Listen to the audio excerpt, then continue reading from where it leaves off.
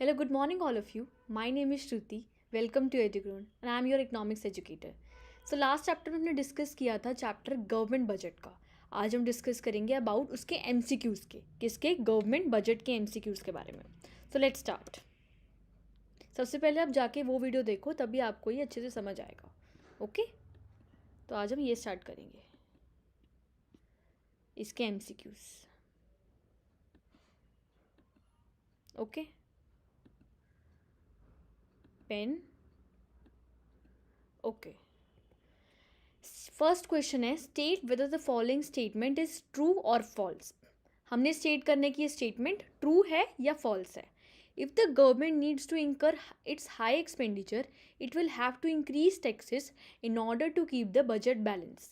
अगर एक इकोनॉमी में गवर्नमेंट को ज़्यादा एक्सपेंडिचर हो रहा है उसके रेवेन्यू से तो गवर्नमेंट को अपने टैक्सेस इंक्रीज करने पड़ेंगे अपने बैलेंस को फाइनेंस करने के लिए. हमने बताना है कि ये स्टेटमेंट ट्रू है या फॉल्स है.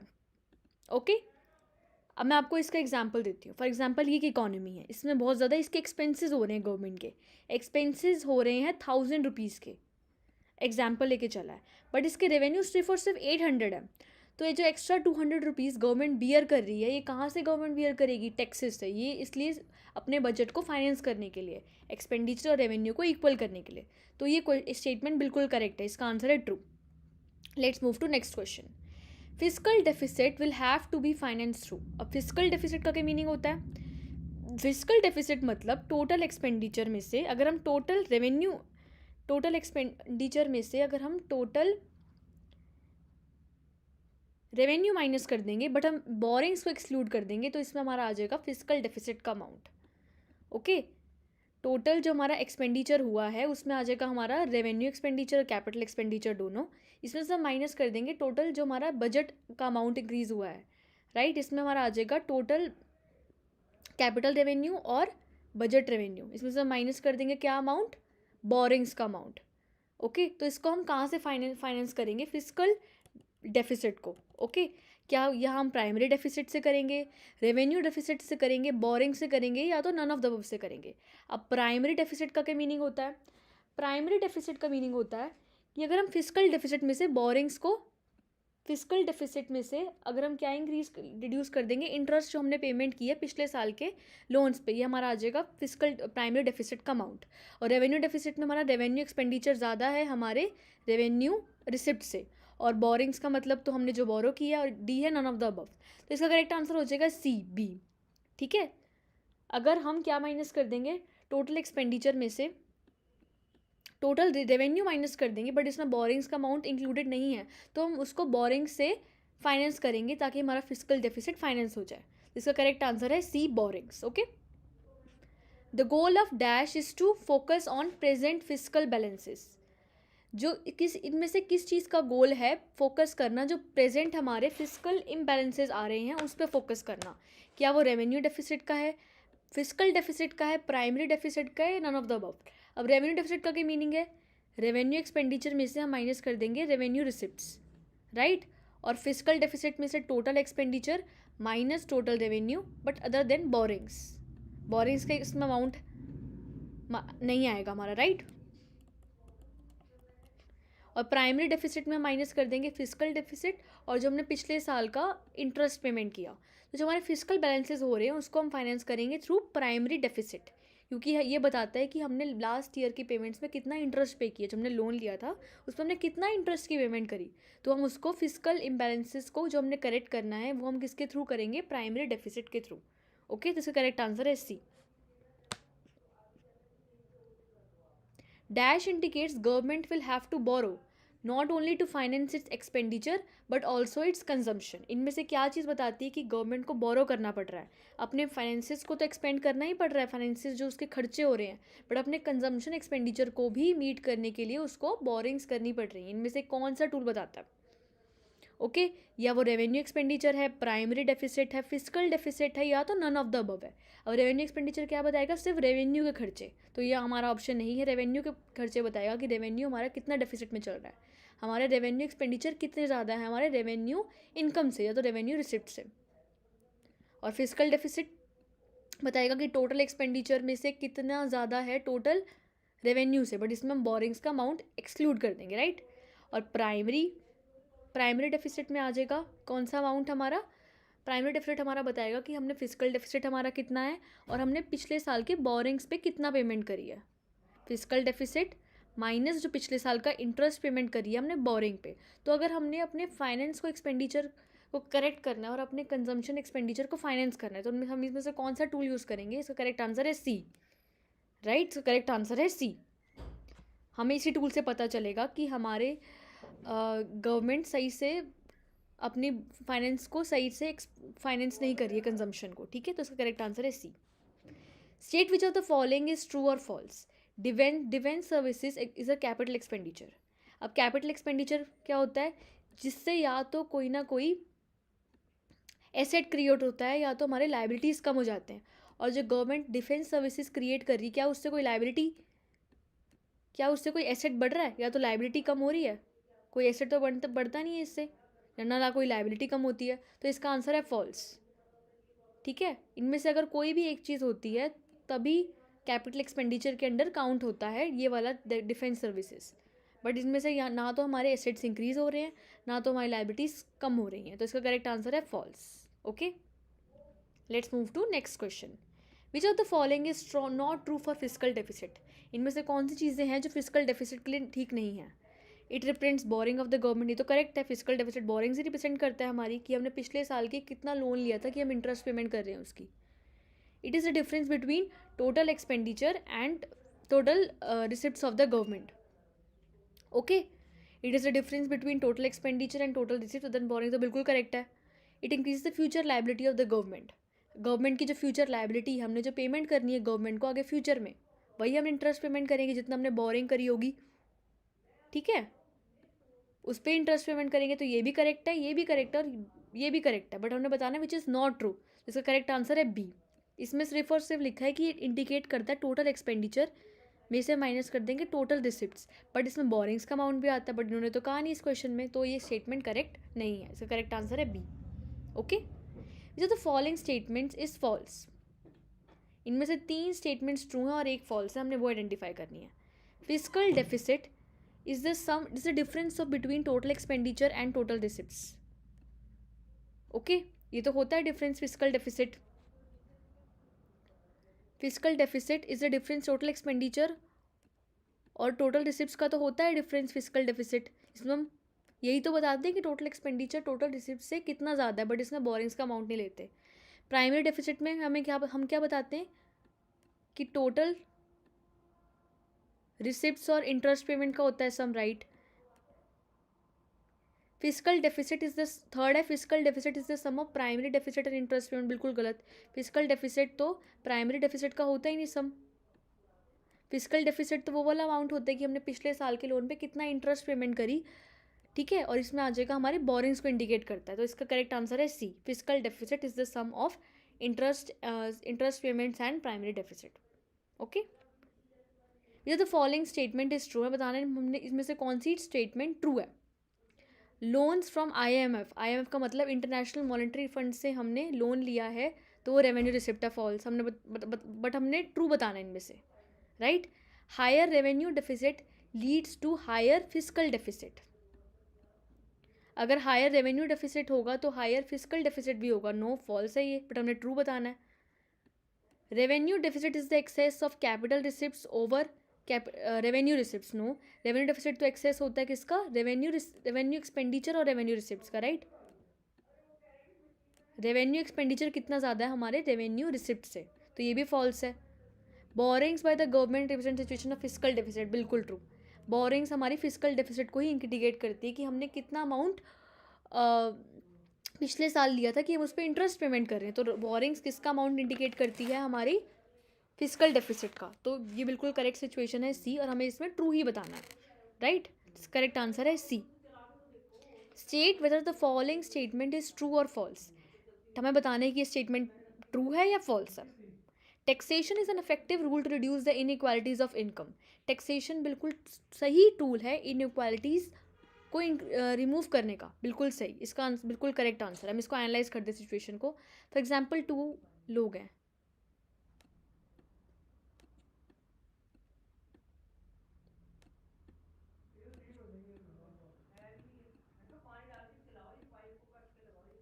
राइट।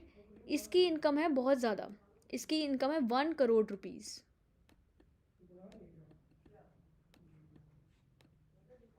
और इसकी इनकम है सिर्फ और सिर्फ 10,000। अब गवर्नमेंट क्या कर सकती है कि इसकी इनकम तो 1 करोड़ रुपीज़ है, तो इसमें गवर्नमेंट ज़्यादा से ज़्यादा टैक्स इम्पोज करेगी गवर्नमेंट, राइट। और जो टैक्स से रेवेन्यू आएगा वो उसको यूज़ करेगी इसको सब्सिडी प्रोवाइड करने के लिए इस बी को, इसकी इनकम सिर्फ और सिर्फ 10,000 है, राइट। तो गवर्नमेंट ने इनइक्वालिटीज़ जो थी, ये आदमी काफ़ी ज़्यादा रिच था और ये बहुत पुअर था, तो इनकी इनइक्वालिटी को रिड्यूस करने के लिए गवर्नमेंट ने टैक्सेशन का अमाउंट यूज़ किया। तो ये बिल्कुल ट्रू स्टेटमेंट है, ओके, इस answer is true. Dividends receive from public sector undertakings are a part of governments. जो गवर्नमेंट को पब्लिक सेक्टर से जो डिविडेंड रिसीव होता है, अगर उन्होंने कोई इन्वेस्ट किया किसी जगह किसी पब्लिक सेक्टर में, उसे जो डिविडेंड का अमाउंट रिसीव होता है वो क्या होते हैं गवर्नमेंट की? क्या वो नॉन टैक्स रेवेन्यू है, टैक्स रिसिप्ट्स है, कैपिटल एक्सपेंडिचर है, या तो रेवेन्यू एक्सपेंडिचर है? ओके, हम एक को एनालाइज करते हैं। Non tax revenue receipts, non tax का मतलब जो टैक्स रेवेन्यू नहीं है, जो टैक्स की कलेक्शन होती है डायरेक्ट और डायरेक्ट, वो नहीं है, ओके। टैक्स का मतलब जो टैक्स का अमाउंट है डायरेक्ट और इनडायरेक्ट का। कैपिटल रिसिप्ट्स का मतलब जो विच ईदर क्रिएट्स लायबिलिटी और reduces the assets of the government. और कैपिटल एक्सपेंडिचर का मतलब होता है वो अमाउंट जिससे क्या हो रहा है, या तो कोई ना कोई एसेट्स क्रिएट हो रहे हैं या तो गवर्नमेंट की लायबिलिटी कम हो रही है। तो डिविडेंड्स जो गवर्नमेंट रिसीव करती है पब्लिक सेक्टर एंटरप्राइजेस से, वो गवर्नमेंट के नॉन टैक्स रेवेन्यू है। उनको मिल तो रहा है ये अमाउंट, बट किससे मिल रहा है? उनके टैक्स वाले जो इनकम है उनसे तो नहीं मिल रहा है, राइट। तो ये गवर्नमेंट की नॉन टैक्स रेवेन्यू है। डिविडेंड क्या होता है? अगर पब्लिक सेक्टर से मिल रहा है तो उनकी नॉन टैक्स रेवेन्यू। तो करेक्ट आंसर है A, non tax revenue receipts, right. Which of the following is a capital receipt for government budget. Government budget के दो टाइप्स के रिसिप्ट्स होते हैं गवर्नमेंट के अंदर, कैपिटल और रेवेन्यू। हमें बताना है कि इनमें से कौन सा कैपिटल रिसिप्ट्स है। कैपिटल रिसिप्ट्स के अंडर आता है इनकम टैक्स, जो हम इनकम टैक्स पे करते हैं। इंटरेस्ट के रिसिप्ट्स, जो हम इंटरेस्ट पे करते हैं, किसी हमने कहीं से लोन लिया तो उसका इंटरेस्ट का अमाउंट होता है, ठीक है, इंटरेस्ट रिसिप्ट्स के अंदर। Sale of shares of a public sector undertakings, हमने पब्लिक सेक्टर इंटरप्राइजेस के लोन शेयर कर दिए तो वो किसके अंडर आएगा? कैपिटल रिसिप्ट्स के। Dividend from public sector enterprises, हमने पब्लिक सेक्टर इंटरप्राइजेस से डिविडेंड रिसीव किया, ठीक है, हमने वहाँ इन्वेस्ट किया था, हमने वहाँ से क्या रिसीव किया? डिविडेंड। तो हमने इनमें से बताना है कि कौन सा अमाउंट कैपिटल रिसिप्ट्स के अंडर इंक्लूड होगा, ओके। अगर इनकम टैक्स किसके अंदर इंक्लूड होता है? रेवेन्यू रिसिप्ट्स के अंदर। ये किसका अमाउंट है? टैक्स के अमाउंट है गवर्नमेंट का। और इंटरेस्ट का उनको अगर पैसा रिसीव हो रहा है तो वो किसका अमाउंट है? वो भी गवर्नमेंट के रेवेन्यू रिसिप्ट्स का पार्ट है। और sale of shares of public sector enterprise, अगर गवर्नमेंट ने अपने पब्लिक सेक्टर इंटरप्राइजेस को सेल कर दिया तो ये गवर्नमेंट के कैपिटल रिसिप्ट्स का पार्ट है, क्योंकि इसमें क्या हो रही है? गवर्नमेंट की एसेट तो कम हो रही है ना, तो ये गवर्नमेंट के कैपिटल रिसिप्ट्स का पार्ट है। और इसमें हमने यही बताना है कि कौन सा कैपिटल रिसिप्ट्स का पार्ट है। तो करेक्ट आंसर है C, sale of share of public sector undertaking. इसका करेक्ट नाम होता है, इसका नाम एक और होता है डिसइन्वेस्टमेंट का, इसको हम कहते हैं डिसइन्वेस्टमेंट का अमाउंट, ओके। तो इसका करेक्ट आंसर है C. This the following is an example of direct tax, इनमें से कौन सा डायरेक्ट टैक्स का एग्जाम्पल है? दो टाइप्स के टैक्स होते हैं, डायरेक्ट और इनटैक्स। डायरेक्ट और इनडायरेक्ट, डायरेक्ट का मतलब जो डायरेक्ट उस पर लगा है और उसने ही पेमेंट करी, और इनडायरेक्ट का मतलब पेमेंट लगी तो किसी एक आदमी थी बट उसने किसी और पे अपना बर्डन शिफ्ट कर दिया टैक्स का। तो इनमें से कौन सा टैक्स है जो डायरेक्ट टैक्स का एग्जाम्पल है? VAT, excise duty, entertainment allowances, या तो गिफ्ट टैक्स, ठीक है। अब इनमें से ये जो तीनों टैक्स हैं ये तो इनडायरेक्ट टैक्स है, मतलब अगर लगा किसी और पे था बट उस आदमी ने अपना बर्डन शिफ्ट कर दिया किसी और पे, तो ये इनडायरेक्ट टैक्स हो जाएगी। बट वेल्थ टैक्स जो है वो बिल्कुल डायरेक्ट टैक्स है, लगता भी एक पे बट वो वही पेमेंट करता है उसकी। जैसे करेक्ट आंसर है डी, जितनी उसकी वेल्थ होगी वही आदमी पे करेगा, किसी और पे अपना बर्डन शिफ्ट नहीं कर सकता। ये नहीं कर सकता कि तुम्हारी वेल्थ है तुम अपनी पे करो, उसे खुद ही पेमेंट करनी पड़ेगी उसकी। तो करेक्ट आंसर है D, wealth tax, okay. When the government spends more than it collects, it occurs dash A, budget surplus, B, budget deficit, C, capital expenditure, D, revenue expenditure. अगर गवर्नमेंट बहुत ज़्यादा खर्चा कर रहा है, जितनी उसकी खर्चा आ रहा है रेवेन्यू से ज़्यादा, तो गवर्नमेंट क्या इनकर करेगा? उसकी टोटल एक्सपेंडिचर ज़्यादा है उसकी टोटल रिसिप्ट से। It occurs government surplus, it occurs budget deficit, it occurs capital expenditure, it occurs revenue expenditure. जिससे करेक्ट आंसर है बी, बजट डेफिसिट। अगर उसके खर्चे ज़्यादा होंगे उसकी इनकम से, जितनी उसकी इनकम आ रही है बट उसके खर्चे बहुत ज़्यादा हैं, तो वो इनकर करेगा budget deficit, okay. Budget surplus तो होता है कि उसके टोटल रेवेन्यू ज़्यादा है उसके टोटल एक्सपेंडिचर से, और कैपिटल एक्सपेंडिचर का मतलब वो एक्सपेंडिचर जिससे या तो कोई ना कोई एसेट जनरेट होती है या तो गवर्नमेंट की लाइबिलिटीज़ डिक्रीज होती है। और रेवेन्यू एक्सपेंडिचर का मतलब जो रेगुलर खर्चे होते हैं गवर्नमेंट के, जो रेगुलर इनकर करता है, राइट। इसमें आ जाएगा रेगुलर खर्चे, और इसमें आ जाएगा कैपिटल एक्सपेंडिचर में या तो एसेट्स क्रिएट हो रहे हैं या तो गवर्नमेंट की लाइबिलिटी रिड्यूस हो रही है, ठीक है, liability reduce. Okay, let's move to next question. Fiscal deficit is the difference between the government's total expenditure and its total receipts excluding interest, taxes, spending या तो बोरिंग। इनमें से हमने बताना है कि गवर्नमेंट का जो फिजिकल डेफिसिट है टोटल एक्सपेंडिचर में से हम टोटल रिसिप्ट्स का अमाउंट माइनस कर देंगे, बट हम जो एक्सक्लूड करते हैं चीज़ वो क्या चीज़ है। इसका करेक्ट आंसर है डी, बोरिंग। ये जो फॉर्मूला ही आपने बिल्कुल लर्न करना है, formula total expenditure minus total receipts, but इसमें हम बोरिंग्स का अमाउंट नहीं लेते फिजिकल डेफिसिट में। ओके, करेक्ट आंसर है D, borings. The non tax revenue in the following is export duty, import duty, dividend या तो एक्सरसाइज, राइट। इनमें से कौन सा नॉन टैक्स रेवेन्यू का अमाउंट है। एक अमाउंट होता है टैक्स रेवेन्यू का जो उसको टैक्सेस से पैसा आता है, बट एक होता है नॉन टैक्स का, उन्होंने कहीं इन्वेस्ट किया वहाँ से डिविडेंड आया, या तो और कोई नॉन टैक्स रेवेन्यू चीज़ों से आ गया, तो इससे हम कहते हैं कि इसका अमाउंट नॉन टैक्स रेवेन्यू का। एक्सपोर्ट ड्यूटी एक टैक्स का रेवेन्यू, तो इसका करेक्ट आंसर एक्सपोर्ट ड्यूटी नहीं है। इम्पोर्ट ड्यूटी भी टैक्स का अमाउंट, एक्सरसाइज भी एक तरह का टैक्स ही है, बट डिविडेंड एक नॉन टैक्स रेवेन्यू, तो करेक्ट आंसर है सी, डिविडेंड। ओके, हम अगर कहीं पे इन्वेस्ट करेगी गवर्नमेंट, उसको जो वहाँ पे से अमाउंट आएगा उससे जो डिविडेंड उसको रिसीव हुआ वो गवर्नमेंट की नॉन टैक्स रेवेन्यू है, राइट। ये कोई टैक्स का अमाउंट नहीं है, तो इसका करेक्ट आंसर है सी, dividends.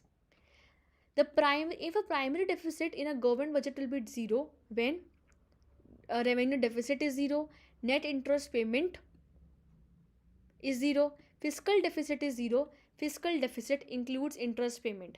अगर गवर्नमेंट की प्राइमरी डेफिसिट ज़ीरो है, अब प्राइमरी डेफिसिट का मतलब क्या होता है, तो अगर हम फिजिकल डेफिसिट में से जो पिछले साल में हमने बोरिंग्स ली थी उसका जो हमने इंटरेस्ट पेमेंट की वो माइनस कर देंगे, तो ये आ जाएगा फिजिकल प्राइमरी डेफिसिट का अमाउंट, राइट। और ये ज़ीरो कब होगा, जब गवर्नमेंट के रेवेन्यू डेफिसिट ज़ीरो हो जाएंगे। रेवेन्यू डेफिसिट में सिर्फ और सिर्फ रेवेन्यू की चीज़ें आएंगी, रेवेन्यू एक्सपेंडिचर, रेवेन्यू इनकम, तो ये करेक्ट आंसर नहीं है। Net interest payment is zero, no. Physical deficit is zero, इसमें सिर्फ फिजिकल की बात होगी, बट अगर फिजिकल डेफिसिट इंटरेस्ट पेमेंट के इक्वल है तो गवर्नमेंट की प्राइमरी बजट डेफिसिट है वो बिल्कुल ज़ीरो होगा, जिसका करेक्ट आंसर है डी। अगर फिजिकल डेफिसिट उसके इंटरेस्ट पेमेंट के इक्वल है तो गवर्नमेंट की बोरिंग्स दर्शाएगा कि बिल्कुल भी बोरिंग्स नहीं करी, और जो प्राइमरी बजट डेफिसिट है वो ज़ीरो हो जाएगा। Correct answer is D, physical deficit includes equals interest payment, right. Financial year is India in India is 1 April 31 March, B 1 January December 31, C October 1 to September 30, D none of the above. जो country हमारी country में financial year कौन सा चलता है, हमारी पूरी country का फाइनेंशियल ईयर होता है 1 April से 31 March तक। 1 April से 31 March तक हमारी कंट्री का फाइनेंशियल ईयर चलता है, इससे करेक्ट आंसर है 1 April to 31 March। The expenditure which do not create asset for the government. दो टाइप के एक्सपेंडिचर होते हैं, revenue expenditure and capital expenditure. Capital तो वो होता है जो गवर्नमेंट की एसेट क्रिएट करता है या तो उसकी लाइबिलिटी रिड्यूस करता है, बट जो एसेट्स वो नहीं करते, कोई एसेट भी क्रिएट नहीं करते और लाइबिलिटी भी रिड्यूस नहीं करते, उसे हम कहते हैं रेवेन्यू एक्सपेंडिचर। इसका करेक्ट आंसर है revenue expenditure, A, right. What is the duration of budget. जो हमारी पूरी कंट्री में बजट क्रिएट होता है वो कितने साल के लिए बनता है, it's a annual, B 2 years, C 5 years या डी 10 years। जो हमारा बजट होता है कमिंग फाइनेंशियल ईयर सिर्फ और सिर्फ 1 साल के लिए बनता है, और वो फाइनेंशियल ईयर शुरू होता है 1 April से 31 March तक, तो सिर्फ और सिर्फ अगर आप काउंट करोगे इनको तो ये 12 months के लिए बनेगा, राइट। और 12 months किसके इक्वल होते हैं, एनुअल। एनुअल का मतलब पर ईयर, तो बजट जो हमारा बनता है आने वाले ईयर के लिए बनता है और 1 year के लिए बनता है, राइट। तो इसका करेक्ट आंसर है A, annual. Okay, let's move to next question. Which of the following is included in physical policy. इनमें से कौन सी चीज़ें फिजिकल पॉलिसी के अंडर इंक्लूड होती हैं। अब फिजिकल पॉलिसी होती है गवर्नमेंट की, एक होती है मॉनेटरी पॉलिसी और एक होती है physical policy. Physical policy relate करती है एक्सपेंडिचर और डेट से रिलेटेड, कितना उसको एक्सपेंडिचर कलेक्ट हुआ है गवर्नमेंट को और कितना उसको डेट पेमेंट करनी है और कितना टैक्सेस का अमाउंट कलेक्ट हुआ है, राइट। और मॉनेटरी के अंडर आ जाएगा कि गवर्नमेंट टूल्स यूज़ करेगी कौन कौन से, बैंक रेट, SLR, CRR, जो गवर्नमेंट जो पूरी इकोनॉमी में सिचुएशन चल रही है उसकी इन्फ्लेशन और डिफ्लेशन की, उसको करेक्ट करने के लिए, राइट। तो हमने इसमें पूछा है फिजिकल पॉलिसी में क्या क्या इंक्लूड होता है। पब्लिक एक्सपेंडिचर होता है, जो पब्लिक का खर्चा है वो इंक्लूड होगा फिजिकल डेफिसिट में। टैक्सेस इंक्लूड होता है, पब्लिक जो उनसे पब्लिक से पैसा लेना है, राइट, वो भी इंक्लूड होगा। और ऑल ऑफ दिस, इसका करेक्ट आंसर है D, all of this. Physical deficit में तीनों चीज़ें आएंगी, पब्लिक एक्सपेंडिचर भी, टैक्स भी, और पब्लिक से जो डेट हमारा चल रहा है वो भी आएगा फिजिकल डेफिसिट में। Okay, correct answer is D, all of this. In an unbalance budget, एक होता है बैलेंस बजट, एक होता है अनबैलेंस बजट। बैलेंस बजट में क्या होता है, जो गवर्नमेंट के एक्सपेंडिचर हैं वो इक्वल होते हैं गवर्नमेंट के एक्सपेंडिचर जो होता है उसके इक्वल होते हैं उसके रिसिप्ट से। बट अनबैलेंस बजट में क्या होगा, गवर्नमेंट के जो एक्सपेंडिचर हैं वो कहीं ज़्यादा होते हैं गवर्नमेंट के रिसिप्ट से। जो गवर्नमेंट के जो अमाउंट कलेक्ट हो रहा है वो बहुत ज़्यादा कम है उसके एक्सपेंडिचर से, राइट। एक्सपेंडिचर का अमाउंट ज़्यादा है किसमें, इसमें तो इक्वल है, बट अनबैलेंस की बात होगी तो गवर्नमेंट का एक्सपेंडिचर ज़्यादा होगा उसके रिसिप्ट से, राइट। तो इसमें बता रहे हैं कि अनबैलेंस बजट कौन सा है। Income is greater than expenditure, expenditure income no, ये तो बैलेंस वो हो गया। Expenditure is relatively higher than income, correct. इसका आंसर है बी, जो गवर्नमेंट का एक्सपेंडिचर बहुत ज़्यादा होता है उसकी इनकम से, तो गवर्नमेंट क्या होता है किस में चलता है, इनबैलेंस में चलता है, बैलेंस नहीं होता। Deficit is financed by loans and printing of loans, only B and C, so correct answer है B. Expenditure is relatively higher to income, government का एक्सपेंडिचर बहुत ज़्यादा है उसकी इनकम से, तो गवर्नमेंट क्या अनकर करेगी, अनबैलेंस, ठीक है। गवर्नमेंट एक अनबैलेंस बजट के अंदर चलेगी अगर उसका एक्सपेंडिचर ज़्यादा है उसकी इनकम से। ओके, तो the following is indirect tax, इनमें से कौन सा टैक्स इनडायरेक्ट है। ओके, दो टाइप के टैक्सेस होते हैं, एक तो होता है डायरेक्ट टैक्स, जिस पे लगा है वही पेमेंट करेगा, बट इनडायरेक्ट टैक्स का मतलब होता है जिसकी पेमेंट लगी है वो अपने शिफ्ट कर देगा बर्डन किसी और पे।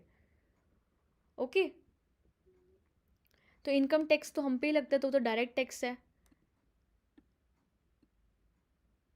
इनकम टैक्स तो डायरेक्ट टैक्स है। वेल्थ टैक्स, एक्सरसाइज ड्यूटी और गिफ्ट टैक्स, तो इसका करेक्ट आंसर हो जाएगा वेल्थ टैक्स।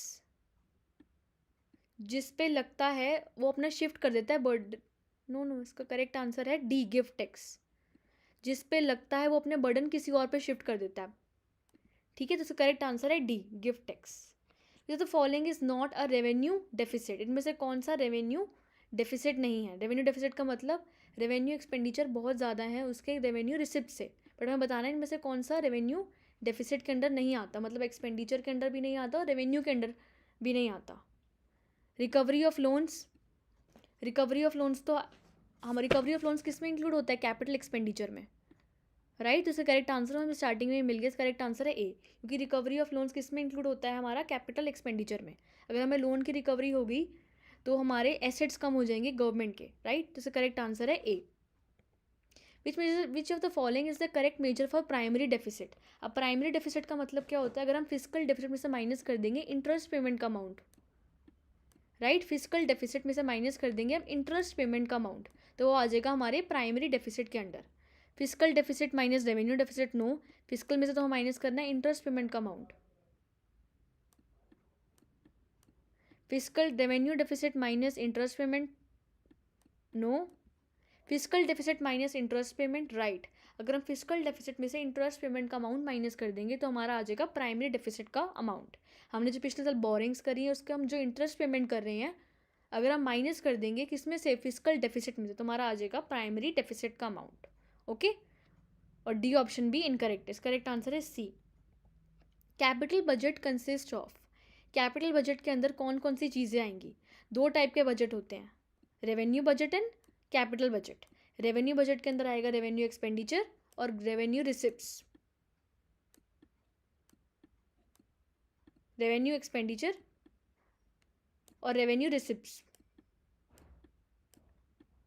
और कैपिटल के अंदर आ जाएगा कैपिटल एक्सपेंडिचर और कैपिटल रिसिप्ट। बट हमें कैपिटल बजट के बारे में बताना था, इसमें कौन कौन सी चीज़ें आ जाएंगी, capital budget, capital receipts and capital expenditure. तो correct answer is B, capital expenditure and capital receipts, right. Next move to next question. Which the following expenditure is suitable for developing economies. इनमें से कौन सा जो वो है expenditure है suitable है डेवलपिंग इकोनॉमीज। डेवलपिंग इकोनॉमीज मतलब जो प्रोग्रेस कर रही हैं, स्टिल प्रोग्रेसिंग में है। फॉर एग्जांपल इंडिया एक डेवलपिंग इकोनॉमी है, कोई डेवलप्ड इकोनॉमी नहीं है, अभी डेवलप करने ही लगी हैं ये वाली इकोनॉमीज। तो इनमें से कौन सी एक्सपेंडिचर डेवलपिंग इकोनॉमीज के लिए सूटेबल है, right. A deficit budget, B balance budget, C surplus budget या D none of the above. अब डेफिसिट बजट का मतलब होता है कि गवर्नमेंट के जो एक्सपेंडिचर होते हैं कहीं ज़्यादा होते हैं उसके इनकम से, बजट रिसिप्ट से, तो गवर्नमेंट एक्सपेंडिचर इनकर करती है। बैलेंस का मतलब बजट का जो एक्सपेंडिचर है वो बिल्कुल इक्वल है उसके रेवेन्यूज़ के। और सरप्लस का मतलब बजट का जो रेवेन्यू है वो इक्वल ज़्यादा है उसकी बजट एक्सपेंडिचर से। और नन ऑफ द अबव में तो नन ऑफ द अबव आ जाएगा। इसका करेक्ट आंसर है developing economies like India. India के लिए बताऊँ कौन सा एक्सपेंडिचर सूटेबल है। इंडिया के लिए सूटेबल है डेफिसिट बजट वाला मेथड। अगर गवर्नमेंट के एक्सपेंडिचर कहीं ज़्यादा हैं उसके रेवेन्यू से, बजट के रेवेन्यू से, जो उसको एक्सपेंडिचर का अमाउंट इनकर हो रहा है वो कहीं ज़्यादा है उसकी रेवेन्यू से, तो ऐसे टाइप की इकोनॉमी सूटेबल होगी डेवलपिंग इकोनॉमीज़ के लिए इंडिया की। क्योंकि ये वाली जो इकोनॉमीज़ हैं अभी कर ही नहीं है डेवलपमेंट, इनका हुआ नहीं है अभी प्रोग्रेस, तो डेफिसिट बजट वाला मेथड बिल्कुल सूटेबल होगा हाँ इंडिया जैसी इकोनॉमीज़ के लिए, राइट। जो the following is best expenditure is made for bridge construction. अगर हमें ब्रिज कंस्ट्रक्ट करना है तो इनमें से कौन सा मेथड हम यूज़ करेंगे, capital expenditure, revenue expenditure, both A and B, none of the above. Capital expenditure का मतलब या तो एसेट क्रिएट होता है या तो लाइबिलिटीज़ कम होती है, राइट। या तो हमारा एसेट क्रिएट होता है या तो लाइबिलिटी कम होती है। और अगर ब्रिज कंस्ट्रक्शन होगी तो हमारा एसेट क्रिएट होगा। तो इनमें से करेक्ट आंसर हो जाएगा A, capital expenditure, okay. So the following is a pair of direct tax. इनमें से कौन सा पेयर है जो डायरेक्ट टैक्स का पेयर है, exercise duty and wealth tax, service tax and income tax, exercise duty and service tax, wealth tax and income tax. जो correct answer है इसका है डी। ये दोनों किसका अमाउंट हो जाएंगे, डायरेक्ट टैक्स का अमाउंट, वेल्थ टैक्स भी और इनकम टैक्स भी, राइट। ये तो following is not a revenue receipts. इनमें से कौन सा है जो रेवेन्यू रिसिप्ट्स के अंदर नहीं आता। रेवेन्यू रिसिप्ट्स का मतलब वो वाला अमाउंट इंक्लूड करेगा जो हमारी लायबिलिटी भी क्रिएट नहीं करता है और हमारे एसेट्स भी कम नहीं करता, ओके। तो इसमें कौन कौन सी चीज़ें हमारी आ जाएंगी, टैक्स और नॉन टैक्स का रेवेन्यू। बट हमें बताना है कि इनमें से कौन सी चीज़ें हैं जो रेवेन्यू रिसिप्ट्स के अंदर नहीं आती। रिकवरी ऑफ लोन्स है, फॉरेन ग्रांट्स है, प्रॉफिट ऑफ पब्लिक एक्सपेंडिचर, या तो वेल्थ टैक्स, ओके। अब वेल्थ टैक्स तो टैक्स के अंडर आ गया तो ये तो इंक्लूड होगा रेवेन्यू एक्सपेंडिचर के under. Profit of public sector enterprises, recovery अगर होगी हमें लोन्स की तो ये किसके अंडर आएगा, रेवेन्यू रिसिप्ट्स के अंडर नहीं आएगा, ये आएगा कैपिटल रिसिप्ट्स के अंडर, राइट। अगर रिकवरी होगी लोन्स की तो हमारे एसेट्स कम हो जाते हैं, तो एसेट्स कम हो गए तो हमारी क्या हो गई, वो कैपिटल एक्सपेंडिचर हो गया। बट हमें पूछा है कि इनमें से कौन सा रेवेन्यू रिसिप्ट नहीं है, मतलब कौन सी रिसिप्ट है, कैपिटल रिसिप्ट। तो करेक्ट आंसर है A, revenue recovery of loans, right. Duration of government budget is, ये लास्ट भी रिपीट हुआ था क्वेश्चन, 5 years, 2 years, 1 years या 10 years। तो करेक्ट आंसर है इसका सी, 1 year। हमारी कंट्री में गवर्नमेंट सिर्फ बजट जो होता है 1 साल के लिए बनता है, कमिंग फाइनेंशियल ईयर के लिए, 1 April 31 March के लिए, सिर्फ 1 year के लिए एनुअली बनता है बजट। तो इसका करेक्ट आंसर है C. Budget is presented in parliament by prime minister, home minister, finance minister या डिफेंस मिनिस्टर। इन हमारी जो पार्लियामेंट में जो बजट प्रेजेंट होता है वो कौन करता है, prime minister, home minister, finance minister या डिफेंस मिनिस्टर। इसका करेक्ट आंसर है सी, फाइनेंस मिनिस्टर। जो फाइनेंस का मिनिस्टर है वो प्रेजेंट करेगा बजट को हमारे, ओके, पार्लियामेंट में। How many types of revenue receipts are there. Revenue receipts के कौन कौन से टाइप्स होते हैं इनमें से। अब रेवेन्यू रिसिप्ट्स कौन कौन सी होती हैं, टैक्स और नॉन टैक्स की, ठीक है। गवर्नमेंट को जो रेवेन्यू का अमाउंट है सिर्फ 2 जगह से कलेक्ट हो सकता है, टैक्स और नॉन टैक्स से। अब ये कितनी होगी, 1 और 2 चीज़ें हैं इसका। और टैक्स के अंदर कौन कौन सी आ जाएंगी, डायरेक्ट और इनडायरेक्ट। और नॉन टैक्स के अंदर आ जाएंगी गवर्नमेंट को कोई इंटरेस्ट रिसीव हुआ है, फाइन्स या पेनल्टीज़ का अमाउंट रिसीव हुआ है, एक्सचेंज का अमाउंट रिसीव हुआ है। बट हमें इसमें सिर्फ और सिर्फ ये मेन 2 हेडिंग्स पूछी है। इसका करेक्ट आंसर है A2। Okay, the amount collected by the government as taxes as duties is known as capital receipts, tax revenue receipts, non tax revenue receipts, या ऑल ऑफ दीज। जो government को taxes और duties का amount collect होता है वो हमारी कौन सी रिसिप्ट्स होती हैं। इसका करेक्ट आंसर है बी। उसको हम टैक्स का रेवेन्यू कहेंगे। अगर टैक्सेस का हमें अमाउंट मिल रहा है कहीं से तो हम टैक्स का ही कहेंगे वो रेवेन्यू, राइट। हमें टैक्स के सोर्सेज से आ रहा है। और कैपिटल रिसिप्ट्स का मतलब होता है या तो हमारी लायबिलिटी क्रिएट होती है या तो हमारे एसेट्स कम हो जाते हैं, ठीक है। और टैक्स का मतलब जो हमें टैक्स के सोर्सेज से अमाउंट रिसीव हो रहा है। और नॉन टैक्स रेवेन्यू का मतलब जो हमें टैक्स के सोर्सेज से नहीं इंक्रीज़ हो रहा है, लाइक हमें कोई इंटरेस्ट पेमेंट होगी हमारी कहीं पे, इंटरेस्ट की पेमेंट हमें मिल गई, राइट, हमें फीस गिफ्ट्स मिल गए, ग्रांट्स मिल गए, कमीशन मिल गई। इससे करेक्ट आंसर है बी। हमें पूछा है कि टैक्सेस और ड्यूटीज़ के अमाउंट जो कलेक्ट होता है उसे हम क्या कहते हैं। हम कहते हैं उसे टैक्स रेवेन्यू के receipts. Okay, this following is a component of budget. इनमें से कौन सा कॉम्पोनेंट है बजट का, physical deficit, capital budget, none of these या तो ऑल ऑफ दीज। बजट के सिर्फ और सिर्फ 2 कॉम्पोनेंट्स हैं, revenue and capital.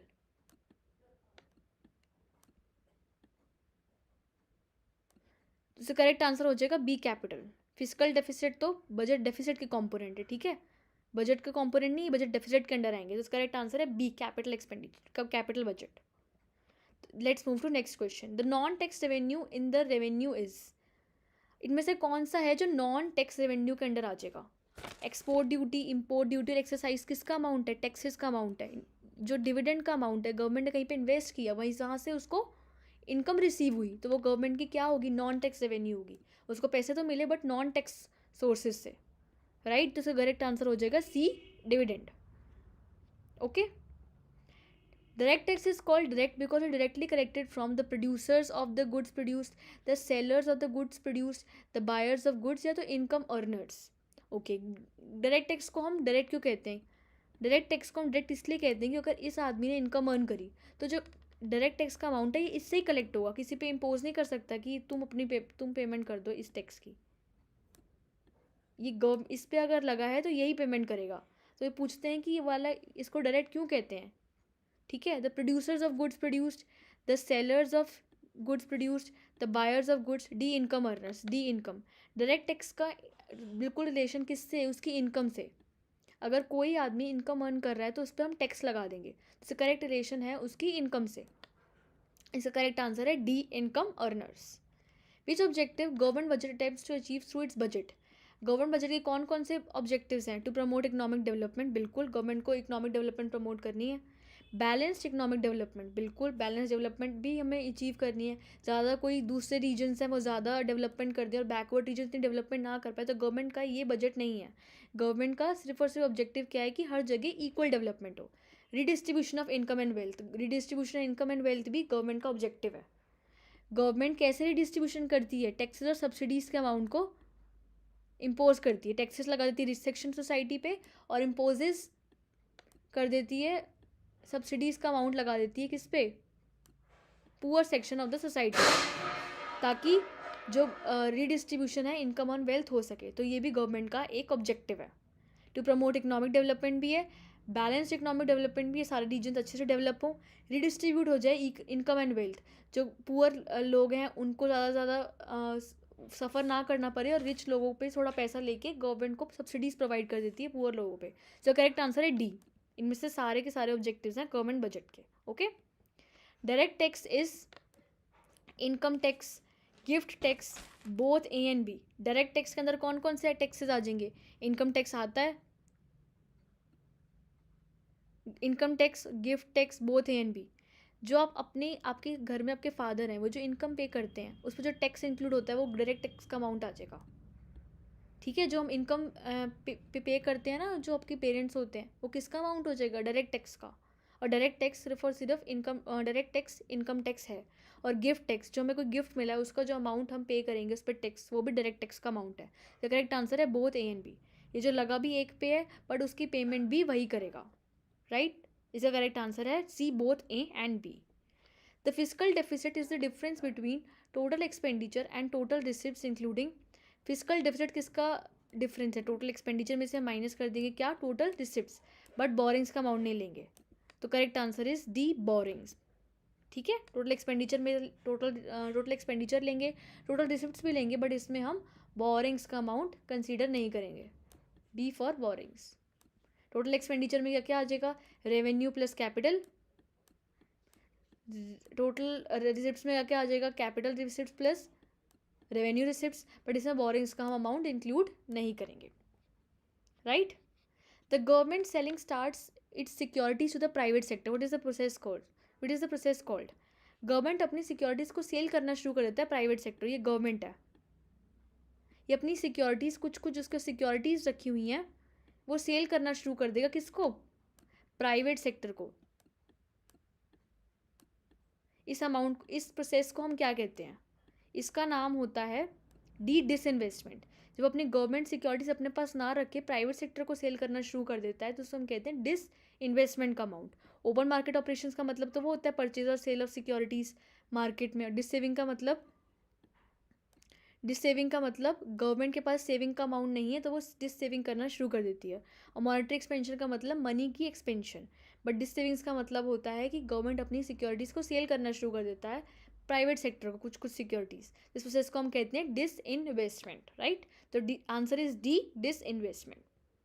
If the fiscal deficit is 500 crore and interest payment is 200 crore, then the primary deficit is okay. तो इसमें correct simple सिर्फ इसका फॉर्मूला लगेगा। प्राइमरी डेफिसिट का एक फॉर्मूला होता है, primary deficit is equal to physical deficit minus interest payments.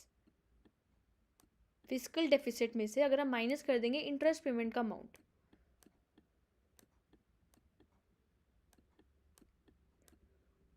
Physical deficit इस क्वेश्चन में कितना दिए? 550 करोड़। 550 में से माइनस कर देंगे 200 करोड़ की वैल्यू, तो आंसर क्या आ जाएगा? 350 करोड़। तो correct answer is D, primary deficit is equal to physical deficit minus interest payments. 550 minus 200, answer is D, 350 crore. GST example of which of the following dash government receipts. GST जो आप government bill pay करते हो, for example आप एक hotel पे गए, आप एक होटल में गए, आपने जो पेमेंट करी, आपके जो फूड पे बिल आया 500 रुपीज़ का अमाउंट, उस पर कितना 550 रुपीज़ जीएसटी लगा हुआ था। वो कौन सा अमाउंट है? वो है इनडायरेक्ट टैक्स का अमाउंट, ठीक है। वो लगा तो होटल पे था बट उसने शिफ्ट कर दिया, होटल ने बर्डन हमारे ऊपर, ठीक है। तो ये इनडायरेक्ट टैक्स का अमाउंट हो गया। इनडायरेक्ट टैक्स का मतलब लगा तो किसी पे था बट वो सक्सेसफुल हो गया शिफ्टिंग पे किसी और आदमी पे। हम जो कस्टमर्स थे वहाँ पे अपने खाना खाने गए, उसने हमारे पे टैक्स लगा दिया, तो इसका अमाउंट हो जाएगा, इसका आंसर हो जाएगा ए, इनडायरेक्ट टैक्स का अमाउंट। लगा होटल पे था बट उसने हम पे इम्पोज कर दिया, तो किसका टैक्स हो गया? ये हमारा, ये इनडायरेक्ट टैक्स का अमाउंट है। इसका करेक्ट आंसर है जीएसटी, राइट। जीएसटी एक इनडायरेक्ट टैक्स का एग्जाम्पल है। What is a component of budget? इनमें से कौन सी चीज़ें हैं जो कॉम्पोनेंट है बजट की? बजट के कौन कौन से कॉम्पोनेंट्स होते हैं? बजट रिसिप्ट्स भी आती हैं बजट में, रिसिप्ट्स में आ जाएंगी रेवेन्यू और कैपिटल। इसकी फर्दर बजट एक्सपेंडिचर में आ जाएगा कौन से अमाउंट्स? कैपिटल एक्सपेंडिचर और रेवेन्यू एक्सपेंडिचर। बट इसमें पूछा है कॉम्पोनेंट्स कौन कौन से, ये भी कॉम्पोनेंट है और ये भी कॉम्पोनेंट, तो करेक्ट आंसर हो जाएगा C, both A and B. Okay, ये रिपीट हो गया क्वेश्चन में से कौन सा कंपोनेंट है बजट का? Revenue receipts, capital receipts, both A and B, non none of the above. Okay, budget के जो कंपोनेंट्स होते हैं ना, जैसे पूरे एग्जांपल ये बजट है, इसमें दो टाइप्स के कंपोनेंट्स होते हैं। एक होता है बजट रिसिप्ट्स, एक होता है budget expenditure. Budget receipts, budget expenditure. Receipts के अंदर आ जाएंगे फर्दर कौन से कंपोनेंट्स? रेवेन्यू रिसिप्ट्स और कैपिटल रिसिप्ट्स। रेवेन्यू रिसिप्ट्स का मतलब वो रिसिप्ट्स जो हमारी लाइबिलिटी को भी क्रिएट नहीं करती और हमारे एसेट्स को भी रिड्यूस नहीं करती। और कैपिटल का मतलब जो या तो हमारी एसेट्स क्रिएट हो रही हैं या हमारी लाइबिलिटीज़ रिड्यूस हो रही हैं, ठीक है।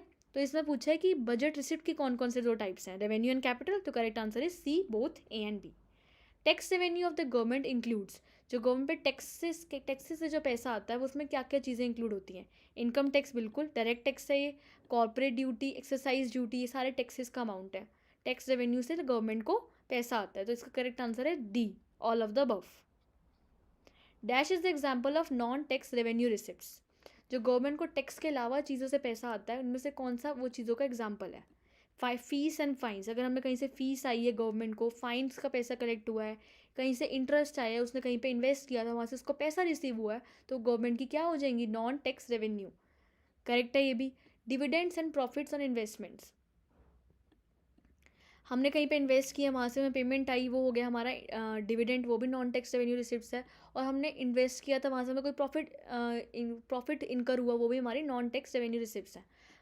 फॉर एग्जाम्पल ये गवर्नमेंट है, उसने कोई बिल्डिंग परचेज़ करी थी, उस टाइम पे तो उसकी वैल्यू थी सिर्फ और सिर्फ 10 lakhs, बट 10 ईयर्स के बाद उसकी वैल्यू हो गई 1 करोड़। तो जो गवर्नमेंट को प्रॉफिट इनकर हुआ है 90 lakhs का, वो भी गवर्नमेंट की नॉन टैक्स रेवेन्यू रिसिप्ट्स हैं। अगर गवर्नमेंट को कोई फीस आ रही है, फाइन्स का पैसा आ रहा है, इंटरेस्ट के रिसिप्ट्स आ रही हैं, कहीं पे इन्वेस्ट किया था वहाँ से डिविडेंड रिसीव हो रहा है, ओके, वहाँ पे अगर हमने गवर्नमेंट ने किसी को लोन दिया था, वहाँ से उसको इंटरेस्ट रिसीव हो रहा है, तो उसकी रिसिप्ट्स भी, और प्रॉफिट हुआ है इन्वेस्टमेंट की सारी किस में आएंगी, नॉन टैक्स रेवेन्यू में। तो D, all of the above is the correct answer.